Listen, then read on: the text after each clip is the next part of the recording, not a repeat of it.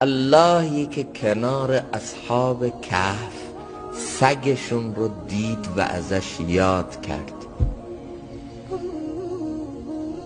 اون الله که کنار عابدان خودش، کنار عاشقان خودش سگرم میبینه، از سگه هم یاد میکنه، داره به من تو میفهمونه.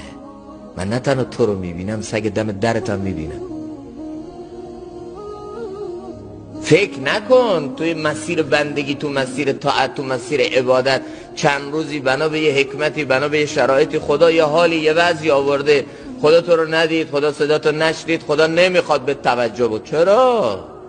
اون خدایی که سگ اصحاب کهف رو کنار اصحاب کهف دیده و یاد کرده، چطور میخواد یه بنده یه قطره اشکی براش بچکونه و نبینه؟